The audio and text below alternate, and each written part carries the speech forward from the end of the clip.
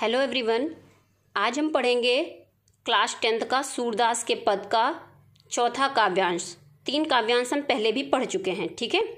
तो इसमें भी पहले हम शब्दों के अर्थ देखेंगे, उसके बाद में हम व्याख्या समझेंगे। राजनीति का मतलब आप लोगों को पता है, पॉलिटिक्स, ठीक है। और मधुकर भौरा को कहते हैं। हुते का मतलब होता है थे, और पहले का मतलब होता है पहले, ठीक है। पठाए, 4th लाइन में देखिए लास्ट वर्ड पठाए, भेजा। उसके आगे आ जाइए आप नीचे, आगे यानी पहले के। परहित का मतलब होता है दूसरों के कल्याण के लिए। और डोलत, डोलत का मतलब होता है घूमते फिरते रहना या ना घूमना फिरना। फेर का मतलब होता है फिर से। पाहिए का मतलब होता है पा लेंगी, ठीक है। अनीति का मतलब होता है अन्याय, ठीक है। वर्ड मीनिंग आप लोगों को समझ में आ गए। अब हम एक एक लाइन की व्याख्या करेंगे।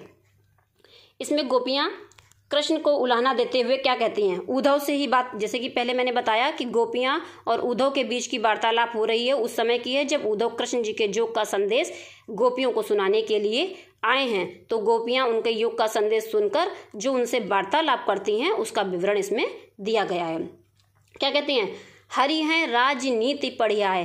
कहते हैं गोपियाँ कृष्ण को उलाहना देती हुई कहती हैं कि हे उद्धव, कृष्ण तो अब राजनीति पढ़ आए हैं, कृष्ण जी तो अब राजनीति पढ़ के आ गए हैं। समुझी बात कहत मधुकर कै, समाचार सब पाए। हम मधुकर अर्थात उद्धव की कही गई सारी बातें समझ गए हैं। मधुकर यहाँ पे भगवान श्री कृष्ण के लिए कहा गया है। गोपियाँ कहती हैं उद्धव से कि हे उद्धव, कृष्ण के द्वारा कही गई सारी बातों को हम समझ गए हैं, हमने उनके द्वारा भेजे गए सारे समाचार प्राप्त कर लिए हैं।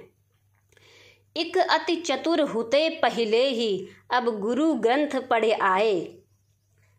कह रहे हैं एक तो पहले से ही कृष्ण जी बहुत चतुर थे, और अब तो वह गुरु ग्रंथ भी पढ़ के आ गए हैं। अर्थात कृष्ण जी ने जो योग का संदेश भेजा है वह गोपियों को बिल्कुल भी अच्छा नहीं लगा, और गोपियां उद्धव को उलाहना देते हुए कहते हैं कि एक तो पहले से ही कृष्ण जी बहुत चतुर थे, और अब तो गुरु ग्रंथ भी पढ़कर आ गए हैं। बड़ी बुद्धि जानी जो उनकी, जोग संदेश पठाए। कहते हैं अब हम उनकी बढ़ी हुई बुद्धि के बारे में भी जान गए हैं, इसीलिए तो उन्होंने हमारे लिए योग का संदेश भेजा है। उनकी बुद्धि अब बहुत बढ़ गई है, क्योंकि अब वो राजनीति पढ़ गए हैं, और उन्होंने जो हमारे लिए अपनी बढ़ी हुई बुद्धि से योग का संदेश भेजकर हम गोपियों को बहलाने की जो चेष्टा की है वह भी हम भली प्रकार से समझ गए हैं। गोपियाँ कहती हैं उद्धव भले लोग आगे के परहित डोलत जाएं, कि हे उद्धव, इससे तो भले पहले के लोग हुआ करते थे जो दूसरों के कल्याण के लिए ही कार्य करते थे, अर्थात दूसरों के कल्याण के लिए ही जग में घूमा करते थे, भ्रमण करते थे। अब अपने मन फेर पाहिए चलत जू हुते चुराए। लेकिन अब हम अपना मन फिर से वापस पा लेंगे जिसे चुराकर कृष्ण जी चले गए हैं। गोपियाँ बहुत ही दुखी हैं, मन से बहुत व्यथित हैं, और दुख में आकर के वो ये बातें कह रही हैं कि हम अब कृष्ण जी ने इतने जो योग के संदेश हमारे लिए भेजे हैं, अब हम उन सबको समझ गए हैं भली बातें। अब हम कृष्ण जी से अपना मन वापस पा लेंगे जो जाते समय उन्होंने हमसे ले लिया था, हमसे चुराकर मेरा मन लेकर चले गए थे।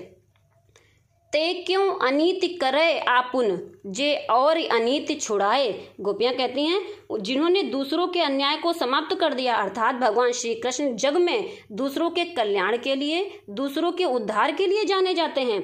अब उन्होंने ही अन्याय को समाप्त कर, उन्होंने न जाने कितनों के ऊपर हो रहे अत्याचार और अन्याय को समाप्त किया है। लेकिन अब यह क्या है, वे स्वयं क्यों अन्याय कर रहे हैं हम गोपियों पे? क्या उन्हें हमारी मना दशा नहीं पता है? राज धर्म तो यह सूर जो प्रजा न जाई सताए। सूरदास जी कहते हैं कि गोपियां दुखी और व्यथित मन से कह रही हैं, और उद्धव से कह रही हैं कि हे उद्धव, राजधर्म तो यही कहता है कि जो प्रजा को ना सताया जाए, तो फिर कृष्ण हमें क्यों सता रहे हैं? क्या यह राजधर्म